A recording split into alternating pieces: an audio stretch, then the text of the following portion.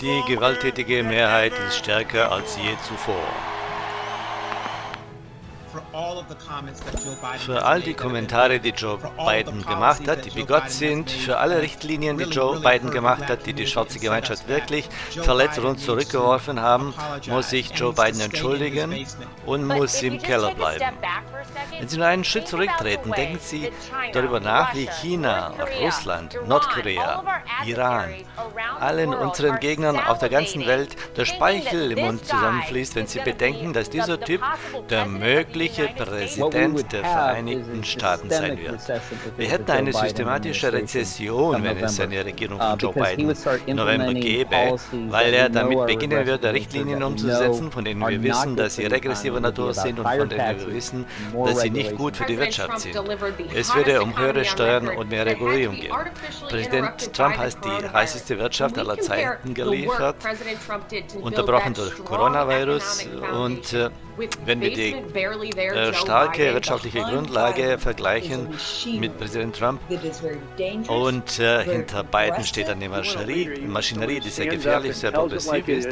Wenn Sie einen Anführer wollen, der sagt, wie es ist und der die Wahrheit sagt, und die einzige Wahl ist eigentlich Donald J. Trump. Wir sind ein Volk, eine Familie und eine glorreiche Nation unter Gott.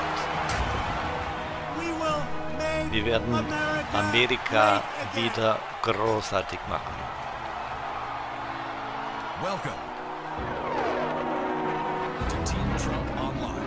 Willkommen im Team Trump Online.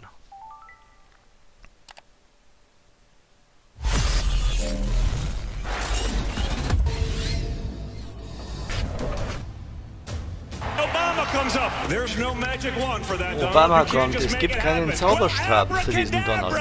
Du kannst es einfach nicht machen, aber Abracadabra, offensichtlich wurden sie ausgelöst. Klar, ein Teleprompter. Deshalb habe ich das Buch Triggered geschrieben, mein Freund.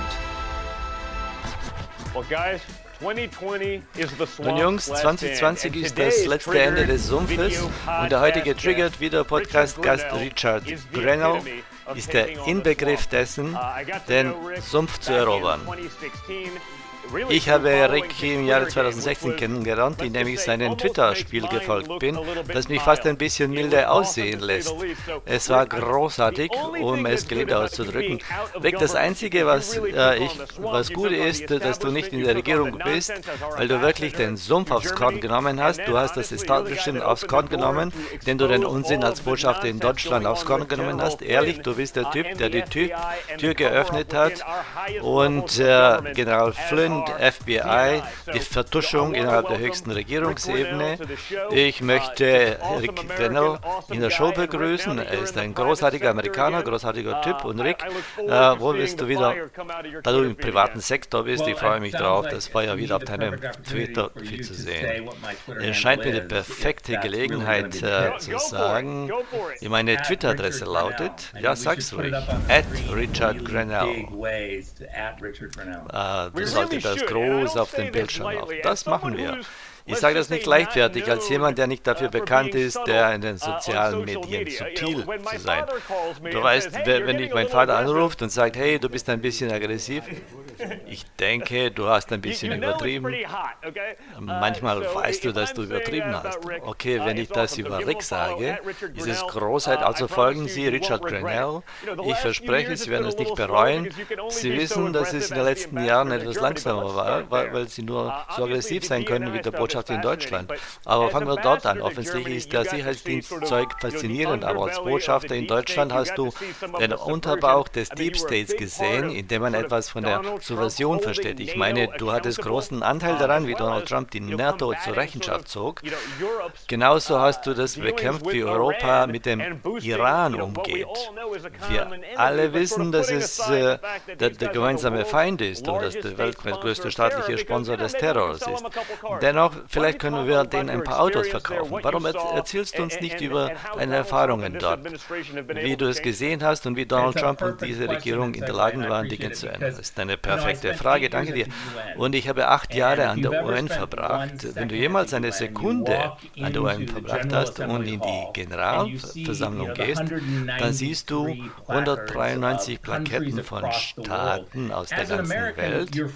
Als Amerikaner ist dein erster Instinkt zu sagen, wo sind die Europäer?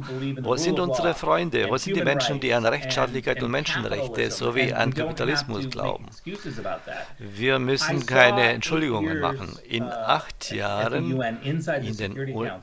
im UN-Sicherheitsrat habe ich gesehen, als wir Amerikaner versuchten zu verhandeln mit NE3, also den Franzosen, Briten und Deutschen, dass das schwächste Glied im transatlantischen Pro-West-Gespräch es die Deutschen waren, die buchstäblich einen wirtschaftlichen Fokus haben wollten, der an erster Stelle Deutschland setzte und eine Außenpolitik wie in der Schweiz war. Sie wollten jedermanns Freund sein und so wurde mir klar, dass es nicht die gleiche Bedrohungsbewertung gibt, die wir als Amerikaner haben in Bezug auf Iran, China oder Russland. Wir sind nicht Das ist nicht die gleiche Bedrohungsbewertung wie die Deutschen. Und das ist traurig, weil die Amerikaner so viel für Deutschland gegeben haben und immer für sie da waren. Ich wollte nach Deutschland gehen, weil ich eine sehr pro-amerikanische Stimme sein wollte, um zu sagen, wir lieben Deutschland und wir lassen es nicht zu, dass Deutschland in diesen Raum driftet, in dem es Wackelpudding ist und wo es nicht fest für den Westen steht. Und Sie sehen, dass Sie Nord Stream 2 viel zu viel russisches Gas einkaufen, gleichzeitig nicht bereit sind, die NATO-Anteile von 2% zu zahlen. Von all den NATO-Staaten gibt es nur einen, der NATO diesen Plan nicht eingereicht hat, der ein glaubwürdiger Plan ist, wie sie diese 2% aufbringen können. Also ein glaubwürdiger Verein, wie sie das Geld ausgeben werden, was sie versprochen haben aufzuwenden.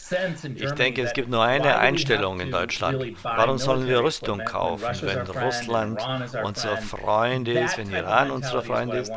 Gegen diese Art von Mentalität wollte ich vorgehen. Vor allem, weil wir Deutschland lieben und wollen, dass die Deutschen wie die deutschen Geschäftsleute sind, die solide zum Westen stehen. Ja, 100%. Ich denke, diejenigen, die vielleicht nicht ganz verstehen, wovon wir sprechen, die Deutschen können sich definitiv darauf verlassen, dass Amerika verlangt, dass jeder seinen Beitrag leisten. Nur das, was sie versprochen und was jeder unterzeichnet hat. Wenn die NATO-Staaten ihre vollständigen Beiträge leisten würden, stünde die NATO noch stärker da als heute. Also die werden verrückt, wenn Amerika droht zu kürzen, dass sie ihren vollen Beitrag nicht einbringen, weil sie Schutz vor den Russen haben wollen und denen sie Milliarden-Dollar Ölabkommen unterzeichnen, um russisches Öl zu nehmen, obwohl sie amerikanisches Gas nehmen können. Sie tun all das, um die Russen zu bereichern, die dann bitten uns, sie vor ihnen zu schützen. Es ist absolut umwerfend. Rick, ich bin froh zu sehen, dass es eine Unterscheidung gibt zwischen deutschen Geschäftsleuten und der deutschen Regierung. Es gibt absolut diesen großen Unterschied, weil die deutsche Geschäftswelt absolut mit Amerika verbunden ist. Sehen Sie die große deutsche Fluggesellschaft Lufthansa an, die 15.000 amerikanische Mitarbeiter, Siemens, 45.000 amerikanische Angestellte. Diese amerikanischen Unternehmen wissen, dass Kapitalismus und pro-westliche Politik ihre Zukunft sind. Lassen Sie mich nur eines über die Truppen sagen. Das ist ganz wichtig. Es ist eine ganze Reihe von sogar Republikanern, die sagen, wir müssen all diese Truppen in Deutschland belassen. Präsident Trupp hat entschieden, dass dort 25 Soldaten bleiben sollen. Ich denke, 25 Soldaten in Deutschland sind eine Menge. Ich denke, das ist genug. Aber vor allem, wenn Ihr Botschaft sagt, wie letzte Woche zum Beispiel, es ist größtenteils symbolisch. Ich bin froh, dass wir Milliarden von Dollar ausgeben, um Truppen dort zu halten, um das so zu tun, als es sei symbolisch nur. Ja, es gibt viel zu viele Republikaner, die weiterhin Männer und Frauen nach Übersee schicken und weiter für sie zahlen wollen. Sie argumentieren, dass Politiker aus Washington an beiden Seiten des Ganges argumentieren, dass 25.000 Soldaten in Deutschland zu wenig sind. Unzureichend. Das ist verrückt. Ich denke, wir müssen anfangen, auf intelligente Weise Geld für Amerika auszugeben. 25.000 Soldaten in Deutschland sind eine Menge Truppen. Ich denke, das ist genug. Sagen Sie uns ein bisschen, ich meine, offensichtlich hatten Sie viel Rückschlag aus Europa, weil Amerika eine Haltung einnimmt, die eigentlich Amerika an erster Stelle setzt. Als wäre es schockierend für ein Land, tatsächlich eine Politik zu haben, sich selbst an erster Stelle zu setzen. Aber wirklich als vor 2016 kein großer Gläubiger von Deep State würde ich das verstanden haben. Aber diese Art von DC-Subkreatur, der Deep State, du kennst ehemalige Geheimdienstler, all diesen Unsinn, Widerstand gegen Trumps Agenda. Und die waren so offensichtlich hinter dir her, als fast genauso wie hinter Präsident Trump, weil du buchstäblich diese Version aufgedeckt hast. Ja, zu allerletzt musst du wissen, ich bin ein schwuler Republikaner. Ich bin schon sehr lange angegriffen worden.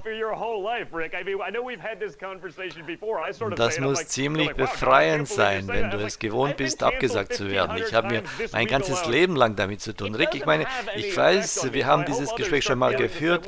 Ich war sogar 1500 Mal abgesagt worden, diese Woche nur alleine. Das hat keine Auswirkungen auf mich, aber ich fühle mich befreit. Ich denke, es ist sehr befreiend. Aber Sie sehen Leute wie Dave Rubin und andere, die sagen, die kümmern sich überhaupt nicht, was die anderen sagen. Ich denke, die schwulen Konservativen haben mir wirklich im Dialog, also wirklich im Dialog gesagt, also man bekommt Rückenwind. Und es ist wichtig zu wissen, wer du bist und woran du glaubst. Und dieser freidenkende Zusammenhang, ich möchte über mein Leben lang entscheiden. Aber ich glaube, was wir derzeit in Washington haben, ist nicht mehr ein Kampf zwischen Republikanern und Demokraten, sondern ein Kampf zwischen Washington und dem Rest von Amerika. Was passiert, wenn man sieht, dass Washington DC jetzt ein Bundesstaat werden wird? Dort gibt es eine Kultur von Politikern, von Medienvertretern, von Lobbyisten. Es ist kein Wunder, dass jeder in Washington DC, der einen Gehaltscheck bekommt, zu Hause sitzt, diesen Gehaltscheck bekommt, plötzlich sagen alle, sie sind davon abhängig, ihren Gehaltscheck zu bekommen. Aber es ist einfach so komfortabel, mit dieser ganzen Idee einen Gehaltscheck zu bekommen. Das ist eben diese Washington DC-Kultur von Menschen, die Leute feuern Washington an, zu wachsen, Budget zu wachsen, weil ihre Kinder dort zur Schule gehen. Sie wollen also sie beschützen. Das ist nicht der Geist von dem, was unsere Gründerväter gedacht hätten, als sie nach Washington DC gingen, um dort die besten Gesetze zu erlassen und dann den Ort zu verlassen und zurückzukehren, um diese Gesetze zu leben. Das ist nicht das, was wir jetzt haben. Warum denkst du, was wir eben diesen wirtschaftlichen Einbruch haben und während Washington DC weiter wächst? Well, by the way, I think the statistic is something like it's close to like 9 out of 10 of the top richest counties in America. Etwa 9 von 10 reichsten Landkreisen Amerikas sind in der Umgebung von Washington DC. Fragt man jetzt, was schaffen die, was bauen sie, was tun sie? Gar nichts. Sie tun überhaupt nichts. Nur mit Einfluss zu handeln. Sie haben sich darin eingeschlossen. Sie sind reich geworden, ihre Freunde sind reich geworden und wenn sie die beiden sind, haben sie die ganze Familie reich gemacht. Warum sollen sie dieses jemals ändern? Denn Donald Trump als Außenseiter, er war eine solche Bedrohung, dass er Angriffe von beiden Seiten sah. Und vor Covid buchstäblich gab es keine einzige wirtschaftliche Metrik, wo wir nicht das beste Land waren, aber trotzdem wollen wir bekämpfen, also trotz Nasdaq und allem. Und sogar diese übrigen 350 Millionen Amerikaner draußen, das ist zu viel für sie. Wir können diese Leute nicht unterstützen. Wir müssen nur uns um unsere eigenen Interessen kümmern. Ja, da gibt es einen Faden und ich bin sicher, dass die Medien verrückt werden, wenn sie das hören. Aber es gibt einen Faden, den die Bernie Sanders-Wähler gesehen haben, dass Washington DC eigentlich korrupt ist. Obwohl ich ihre Prämisse gar nicht akzeptiere. wie man so etwas lösen kann. Sie haben das Problem von Washington DC erkannt. Ich würde sogar sagen, die Politiker gehen von Washington DC, um dort jahrzehntelang zu bleiben und gehen nie weg und übernehmen diese Jobs in Washington DC. Sie sind ein Teil des Problems. Ich habe dem Präsidenten gesagt, das sind wirklich verdächtige Leute, die sie dort einstellen und die dort bleiben, nachdem sie sie eingestellt haben in Washington. Weil das bedeutet, dass sie dort sich einnisten wollen und ihre Zukunft in Washington DC-System suchen. Wir müssen Leute haben, die einfach nach Hause zurückkommen. Ja, sagen Sie mehr darüber. Offensichtlich Leute sagen, warum schafft Trump dieses nicht? Aber keiner redet darüber, wie viele Hunderttausende von Menschen Teil einer großen Regierung sind, die möglicherweise verankert sind. Es gibt ehemalige Obama-Kader, das man jetzt nicht loswerden kann. Sie sind wirklich grob inkompetent, grob fahrlässig, stehlen sogar vom Steuerzahler, aber auch von den Veteranen. Das sind schrecklich. Man kann sich überhaupt nicht mehr loskriegen, nicht mal feuern. Eben dieses Obama-Kader, frühere Regierungsbeamte, die früher das Sumpf melden und ausnutzten, sie hassen es, wenn Donald Trump da Widerstand zeigt. Sie hindern buchstäblich den ordnungsgemäß gewählten Präsidenten der Vereinigten Staaten in den Politiken, die er verabschieden will. Die nehmen Aufträge, bleiben auf ihren Händen sitzen, warten ab, dass die Zeit verstreicht, hoffen, dass jemand vergisst, dass niemand nachverfolgt, hoffen, dass Joe Biden gewählt wird, weil dann alles zurückkehren wird, wie es früher war. Das ist das perfekte Beispiel. 50 Jahre in Washington, niemand etwas gemacht, niemand etwas geschafft. Sagen Sie etwas über diesen Sumpf, über diesen Widerstand eigentlich von Leuten, die für den Präsidenten und für die US-Regierung arbeiten sollten, die wirklich von den früheren Verwaltungen kommen, die nicht mehr relevant sind. Ja, das ist wirklich eine sehr interessante und komplizierte Frage. Was ich sagen würde, zu allerletzt gibt es viele Leute, ich weiß vom Außenministerium, vom Geheimdienstlern, die Karrieristen sind, die wirklich kluge Leute sind, die ihrer Regierung dienen wollen. Da gibt es sehr viele gute Leute. Je mehr diese Leute gefeiert und gefördert werden, desto besser. Aber wir haben einen Arbeitskräftepool, um die Bundesregierung zu befüllen, der streng genommen nur der Kreis von Washington DC ausmacht. Sie bekommen keinen Job, wenn Sie nicht in Washington DC leben. Sie müssen die richtigen Webseiten kennen, Sie müssen das richtige Jargon sprechen, Sie müssen jemanden kennen, der eine Joböffnung weiß. Und wenn jemand mit Erfahrung aus dem privaten Sektor kommt, von draußen, dann sagt er auch, Sie waren kein Stellvertreter des Sekretärs im Außenministerium. Dann bekommen Sie diesen Job nicht im Innenministerium, weil Sie nie in der Bundesregierung tätig waren. Es ist ein System, das nur diejenigen belohnt, die es wissen und den Jargon sprechen. Ich denke, wenn wir ein Gespräch über die Bundesstaatlichkeit führen, ich bin total dagegen, aber ich denke, ein Weg, es schnell zu töten, zu sagen, dass kein Bundesstaat die gesamte Bürokratie der Bundesregierung für sich haben sollte. Wenn wir die Bundesstaatlichkeit haben, dann müssten wir die Bürokratie aus Washington in andere Bundesstaaten verteilen. Warum? Die Idee, dass der DC ein Bundesstaat wird, das ist eben, weil die Bundesregierung da ist. Und wenn das implodiert, und dann müssen sie also die ganze Bürokratie abbauen, zum Beispiel nach Kansas, Colorado, Illinois, Indiana, Ohio verlegen. Ich glaube, die werden das nicht tun. Ja, aber du hast recht, ich denke, das ist das Problem. Das ist, warum Trump trotz beispiellosen Widerstands wieder so effizient ist. Denn seine Wirtschaftsmetrik, der hat also wirklich Handelsabkommen abgeschlossen, NAFTA, US-Finanziell. Alles hat das Donald Trump getan, trotz eines 3-jährigen Russland-Scherzes, beispiellosen Widerstands, angeblich sei der Präsident russischer Agent.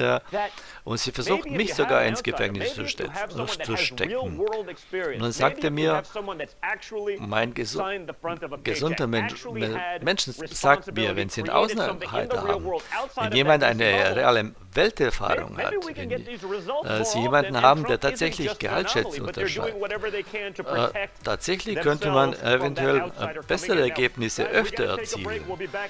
Vielleicht ist Trump nicht nur eine Anomalie, sondern jetzt müssen wir eine kleine Pause machen und dann sind wir zurück mit Richard Grenell. Antifa zerstört unsere Gemeinden, randaliert, plündert. Jedoch Joe Biden kniet nieder und seine Mitarbeiter schicken Geld als Kaution. Biden kann sich nicht gegen die radikalen Linken behaupten, die darum kämpfen, die Polizei weniger zu finanzieren und abzuschaffen. Biden kniet nieder vor links. Wir hätten Chaos auf den Straßen. Präsident Trump setzt sich für uns ein, beschützt unsere Gemeinden und die Unternehmen im Minderheitenschutz.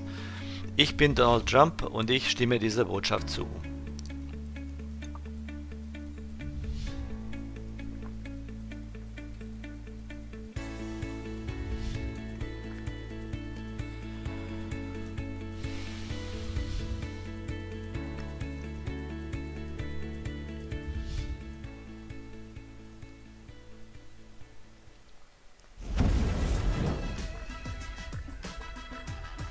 Alright, guys, we are back. We're having an awesome conversation with Rick Grenell. Now, Rick, Alles klar, Leute, wir sind zurück. Wir haben ein großartiges Gespräch mit Rick Grenell. Rick, als du zum Sicherheitsrat gewechselt bist, war das tatsächlich wahrscheinlich das höchste Amt einer offen schwulen Person in der Geschichte von DC. Das ist großartig und irgendwie im Gegensatz zum Mainstream und den Medien in all ihrer identitätspolitischen Pracht hätten das nie erwähnt, weil sie wissen, dass wir vielleicht in Richtung Trump gehen würden. Aber du warst eine der Schlüsselfiguren bei der Aufdeckung von General Flynn. Ich habe schon oft gesagt, aber da ich ziemlich laut bin, war dies das Einzige, oder nicht so laut war, was mit General Flynn passiert ist. Ich sagte nur, wenn all diese Leute, FBI, CIA, all diese früheren Leiter, da muss doch was dran sein. Als Amerikaner konnte ich mir nicht vorstellen, dass diese Leute und diese Institutionen so korrupt sind, dass die Leute jeden Eid verletzen würden, den sie jemals gemacht haben, um ihre Parteiagenda voranzutreiben. Es stellt sich heraus, dass diese Leute immer noch ihre Institutionen beschützen und nicht die Verfassung, nicht unsere Freiheiten. Du hast viel einstecken müssen, als du dies aufgedeckt hast. Aber alles, was du getan hast, war ein wenig Sonnenlicht, Desinfektionsmittel auf das Problem zu lenken. Hier, Leute, das sind Informationen. Ich möchte euch das zeigen. Das hat dir viel Ärger eingebracht. Du hast eigentlich nur Transparenz gezeigt, die anscheinend grob fehlt. Sag uns mehr über deine Erfahrungen. Erzähl uns, warum es so wichtig ist, dass so etwas niemandem wieder passiert. Sei es Präsident Trump und dieser mehrjährige Unsinn oder diese 3-Sterne-General Flynn oder irgendein anderen Amerikaner. Du kannst nicht über den Fall Flynn oder seine Ermittlungen oder politische Strafverfolgungsmaßnahmen sprechen, ohne wirklich zu verstehen, dass dies wieder zu dem gehört, worüber wir gesprochen haben. Das ist die Art und Weise, wie man in Washington D.C. mit Informationen umgeht. Die werden geheim gehalten, im Hinterzimmer aufbewahrt. Nur wenige Leute treffen Entscheidungen. Der Rest von Amerika bekommt nur mit kleinen Löffeln Informationen gefüttert. Das ist der DC-Weg. Aber für mich ist Transparenz weder politisch noch schädlich. Es ist wirklich ein Prozess, dem amerikanischen Volk zu zeigen, wer ihre Regierung ist, und daher können sie viel mehr Vertrauen in ihre Regierung gewinnen. Als ich anfing, einige Akten zu lesen, macht es mich wirklich traurig. Ich muss ehrlich sagen, zuerst hatten wir diese Fußnoten, die freigegeben haben. Es gab 32 Fußnoten. Ich hatte ein paar Senatoren, die zu mir kamen und sagten, können Sie diese 6 Fußnoten freigeben? Weil es Kongress verlangt hat von mir, schaute ich mir diese 6 Fußnoten an. Nicht nur diese 6 Fußnoten, sondern ich habe alle 2 oder 33 habe ich freigegeben. Es überschatzte die Senatoren, die sagten, wow, ich kann es nicht glauben, dass sie so transparent sind. Aber die Sache ist, dass alle Fußnoten, die in Bezug auf das Flynn-Stil-Dossier und Flynn-Prozessklassifizierung weggeschoben waren, nicht Quellen oder Methoden preisgegeben wurden. Die haben nämlich Fehler vertuscht. Die haben versucht sicherzustellen, dass die frühen roten Flaggen, die gehoben werden, dass von den Leuten, die sagten, das Stil-Dossier ist nicht das, was die Leute sagen. Und all diese Kommentare, also ich sagte bereits, frühe roten Flaggen wurden gehoben, dass diese Absprachenerzählung zusammengewebt wurde. All diese frühen roten Fahnen wurden klassifiziert und weggeschoben. Und ganz am Anfang habe ich gesagt, das stimmt nicht. Und wir haben kein gutes Handwerk hier. Oder schaut, wie die Russen genau wissen, was los ist, was im Stil-Dossier passiert. Ich war eigentlich ziemlich traurig darüber, dass diese Vertuschung stattgefunden hat. Nachdem wir diese Fußnoten freigegeben haben, fing ich an, die Transkripte zu lesen, einschließlich deiner, die im Hauskomitee unter Eid standen. Es war bemerkenswert, weil unter Eid, wenn die Leute in einem Raum sitzen mit ihren Rechtsanwälten, dann sagen sie, was sie für wahr halten. Und wir hatten Samantha Powers, wir hatten Susan Rice, eine Menge von Leuten, die unter Eid sagten, ich weiß nichts, ich habe nichts gesehen, ich habe keine Beweise für Absprachen, da gab es nichts. Die würden das im Geheimen sagen, dann aber in der Öffentlichkeit würden die Leute sagen, wie zum Beispiel Adam Schiff oder Susan Rice und andere, mein Gott, sie wissen gar nicht, welche Absprachen wir befunden haben. Das macht mich traurig, dass wir in Washington ein System haben, dass jemand privat erlaubt ist zu sagen, er habe nichts gesehen und der Öffentlichkeit sagt er etwas völlig anderes. Ich weiß, so macht man das in Washington. Man kann eines sagen und nur wenige wissen darüber, es bleibt stumm. Aber wirklich das Problem ist und Traurige daran ist, dass eine ganze Reihe von Journalisten das gleiche Spielchen spielen. Und die sind nämlich für Sprecher von Washington sind, die leben dort, ihre Kinder gehen dort zur Schule, sie werden dort lange nach Trump bleiben und nach dem nächsten Präsidenten genauso. Das ist ihr Leben. Sie haben dort ihre Hypotheken, ihre Kinder werden aufwachsen. Ich kenne das selbst. Ich habe 30 Stunden Zeugnis gegeben und ich hatte nicht mal dasselbe, also Zugehensweise wie die Linke oder die andere oder im Haushaltskomitee des Weißen. Unter Eid werden sie nur Wahrheit sprechen, ja. Hätte ich nur einen Grammatikfehler gemacht, und wenn die lügen, dann werden sie überhaupt nicht bestraft. Die nehmen Sitze bei CNN ein und dann reden sie darüber und dann sagen sie auf CNN, das war Absprache offensichtlich, es gibt dann, ich habe Beweise gesehen, aber die bei Zeugnislegung, wie kommen sie rechtschaffen davon? Also gibt es ein Niveau von Kredibilität, also ich hätte doch Flynn angreifen können. Ich hätte nicht gesagt, da gab es 30 Leute aus dem Sicherheitsbereich. Aber das bleibt nicht daran. Also und die Kredibilität von der Position und die lügen nur frei weg. Das dauert so monatelang. Deshalb brauchen wir Reporter,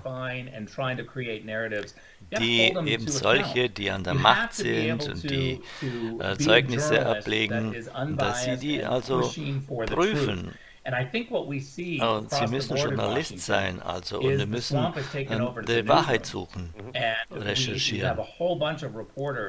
Der Sumpf hat auch also die Presse übernommen. Wir haben eine Reihe von Reportern, die eigentlich Fürsprecher sind. Und die wollen eigentlich Leute ins Amt wählen. Die Los Angeles Times, die müssen gar nicht aus Los Angeles sein, also sie sind nicht mehr Journalist, sie sind ein Fürsprecher, Aktivist eigentlich. Unsere Herzen sind dort. Sie sind ein Teil dieses ausgezeichneten Beispiels. Lassen Sie uns etwas über John Bolton reden. Wie kann er damit wegkommen? Er hat $2 Millionen Buchgeschäft gemacht und die Linke hat gehasst 2 Minuten davor. Jetzt haben wir einen Clip von Ihnen auf CNN, das ist wirklich episch, aber auch ironisch. Ich war dort, also sie wollte bei uns in der Show Apprentice auftreten, da wurde sie abgelehnt. Und es ist wirklich ironisch angesichts der Geschichte und sie haben sich ausgezeichnet getragen. Was ist es eigentlich, Botschafter? Ist das fake oder ist das? Es kann beides sein. Worüber reden Sie? Also diese geheimen Informationen, die Bolton ins Buch. Ich werde die Frage beantworten, wenn Sie mich lassen. Also es kann ein Körnchen Wahrheit sein. Und es kann auch Dinge beinhalten, die geheim sind, aber die total in eine andere Richtung gegangen sind, die total missbraucht werden. Also die Wahrheit ist nicht so einfach, pro oder contra, also es kann vielleicht ein Teil von Informationen sein, die einen falschen Anschein geben kann. Ich gebe ein Beispiel. Also ein Goldklumpen von Information. Zum Beispiel, wenn CNN eine lange Zeit berichtete, dass Kim Il-jung gehirntot war. Ich kann Ihnen die Details nicht geben, aber Fakt ist, es war wirklich falsch. Aber es gab auch ein Klümpchen von Wahrheit darin. Und wir konnten das nicht korrigieren, weil wir eben geheime Quellen hatten. Und diese Geschichte wurde lange Zeit gesendet. Und die Leute haben daran geglaubt. Aber das wurde später korrigiert. Ausgezeichnete Arbeit. Und danke dir, dass du einer von wenigen den Widerstand leistest. Und es war früher Aktivistin, aber früher war sie Journalistin. Was kannst du uns über Bolton sagen? Das Thema des Buches, das sind wirklich also Medienoffenbarungen. Bolton hat alles offenbart, also Details, wer im Ovalen Office war, wer hat 2 Eiscremes gegessen, der hat alles offenbart. Es ist wirklich erschwerend, diese große, schweren Geschichten, die überhaupt nicht offenbart wurden, aber es wurde alles für das Buch aufbewahrt. Das ist eine der Situationen, die offensichtlich verpackt war. Das Buch wurde also schnell veröffentlicht. Ich kann es also wirklich kaum glauben, dass er in seinem Büro oder zu Hause schrieb diese dramatischen Geschichten. Und bevor er dieses Buchangebot bekam, also $2 Millionen damit verdiente. Ich glaube, dass keiner glaubt, dass diese Geschichten nicht offenbart wurden, oder wenn es sich um Geheimdienst handelt. Und NSC hat uns gesagt, es gibt also viele Körnchen von geheimen Informationen da. Ich glaube, es ist äußerst schlimm, dass wirklich also Cherrypicking von Informationen betreibt. Und Geheimdienst ist eigentlich eine Abschätzung.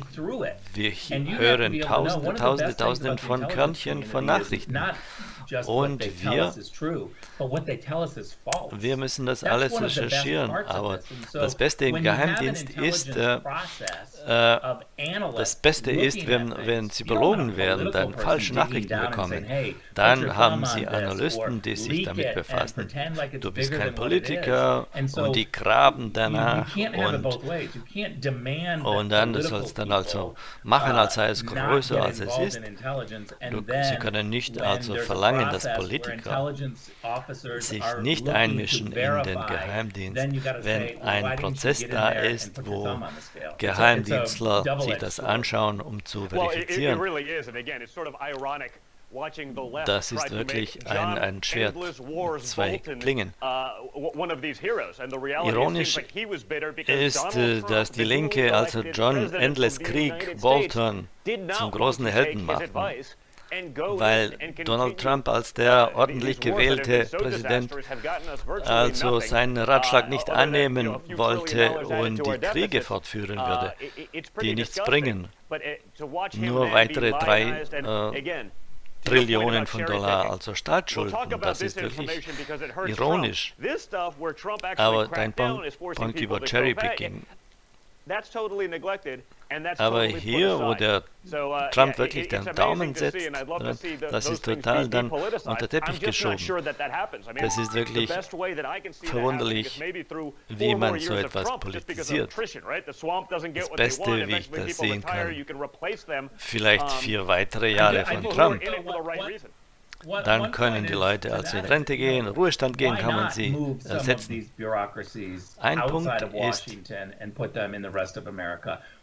warum eigentlich nicht einige Bürokratien außerhalb Washingtons befördern. Sogar Covid zeigt, dass alle dasselbe Problem haben. Sie können nicht die ganze Geheimdienst also schließen, dass da angesteckt wird von Covid. Das wäre auch eine der Lösungen. Einen Druck zu erzeugen, wenn das diskutiert wird, also dass das andere Mechanik kommt. Mir erblickt es sehr, dass das Innenministerium, aber Fakt ist, liegt in Washington und nicht auswärts. Und viele aus der früheren Regierung sind nach wie vor dort. Und würden wir die auslagern, dann würden die Leute eigentlich zusammen mit den Interessensparteien zusammenleben, dann würden die lokale Fragen verstehen, dann hätten wir nicht diese Aktivisten in Washington, die eigentlich keine Ahnung haben, was vor Ort passiert. Das ist eine ausgezeichnete Idee. Weitere Frage, wir haben das berührt. Vergangenen Monat war Pride-Monat. Du warst der erste offene Schwule im Kabinett. Du hast eine wirklich ausgezeichnete Kampagne gearbeitet. Und der Präsident hat das wirklich gepriesen. Er ist der einzige Präsident, also der sagte, also er ist okay mit dem Schwulen. Also Homosexualität globalweise, das ist etwas, worin du dich verstehst. Und wenn man diese Dinge sich anschaut und mit Staaten zu tun hat, Iran und solche, du als Botschafter aus Deutschland, sag uns ein bisschen über diese wichtige Frage. Ich bin wirklich ausgesprochen zu diesem Thema. Du hast dich auch damit befasst und die Trump-Administration hat das dekriminalisiert. Und die Trump-Regierung beginnt also mit der Dekriminalisierung der Homosexualität und arbeitet seit Monaten mit der Iran-Regierung. Der Botschafter aus Deutschland hat wirklich eine dringende Note diesem Thema gegeben. Er ist offen schwul und er sagte das, also das ist wirklich barbarisch. Ich arbeite an einer aggressiven Koordinierung mit meinen europäischen Alliierten zusammen, an der Dekriminalisierung der Homosexualität. Sag uns mehr über deine Erfahrungen, über diese Blockaden, die du überwinden musstest. Zuerst möchte ich dir persönlich danken. Du warst wirklich ein Kämpfer für diese Sache.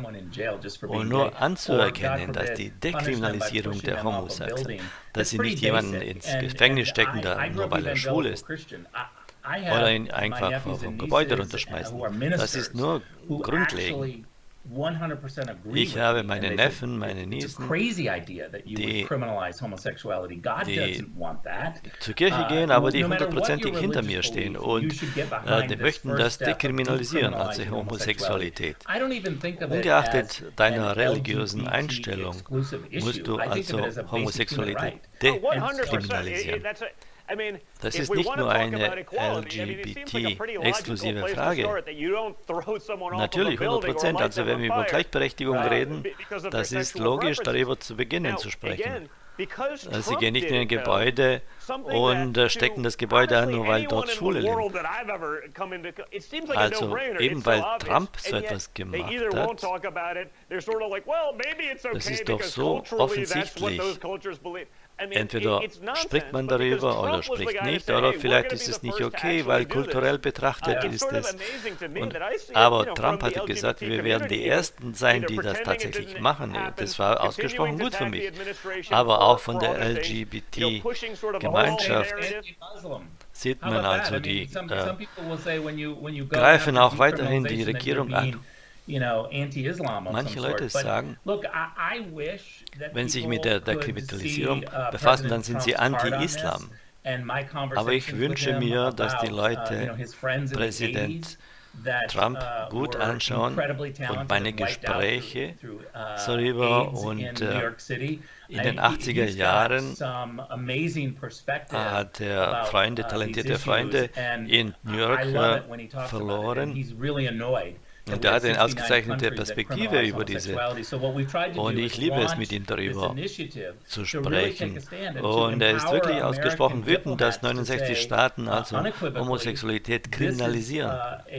Und amerikanische Diplomaten müssen durch die Bank sagen, das ist eine strenge US-amerikanische Priorität. Nicht in Einzelheiten zu gehen, aber manche im Außendienst sagen, Amerikaner sollten darüber nicht reden, wenn sie im Afrika sind, im Mittelosten, dann möchten die vielleicht Amerikaner darstellen, als würden sie Homosexualität exportieren. Wir müssen das konfrontieren und sagen, es gibt Schwule überall. Und die Fakt, dass sie also das kriminalisieren, das schafft sie einfach nicht ab. Ich habe darüber gesprochen, also mit Staatsoberhäuptern, mit Diplomaten, auch aus arabischen Staaten. Und eines habe ich dazu zu sagen. Wir haben viel private Unterstützung bekommen, überraschend viel Unterstützung. Und diese privaten Unterstützung wollte ich dann in die Öffentlichkeit bringen. Und das spiegelt wieder das, was ich sehe bei jeder republikanischen Konvention, also Parteitag seit den 80er Jahren. Es gibt eine steigende wirklich Annahme von Homosexualität. Und öffentliche Unterstützung fehlt, aber private haben wir. Und Peter Q., der erste, also offen Schwule, der gesprochen hat bei einer Republikanerkonvention, in 2016 kam raus und sagte, ich kannte ihn gar nicht vorher. Und er hat einen Applaus bekommen von wirklich konservativen Republikanern. Und ich war total überrascht. Ich sogar habe das geschluckt als so Stereotyp, was die Medien verbreiten, Konservativen und so. Das sind also wahrscheinlich die konservativsten Leute im ganzen Staat und die haben denen eine Ovation gegeben, weil er schwul sei.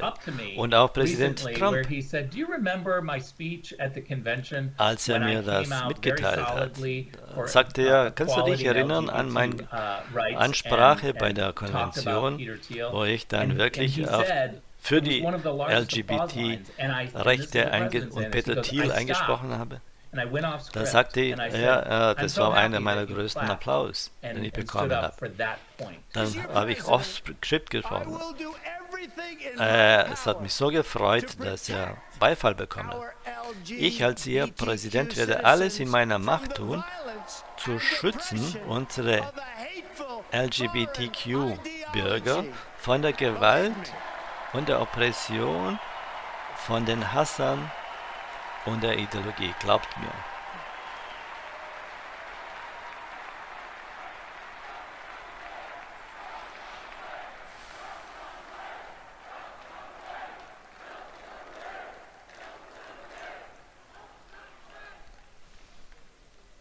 And I have to say, as a Republican, it is so nice to hear you Und ich muss sagen, als Republikaner, es ist so schön, Beifall zu hören für das, was ich gerade gesagt habe. Das war ausgezeichnet. Er dachte, er sei also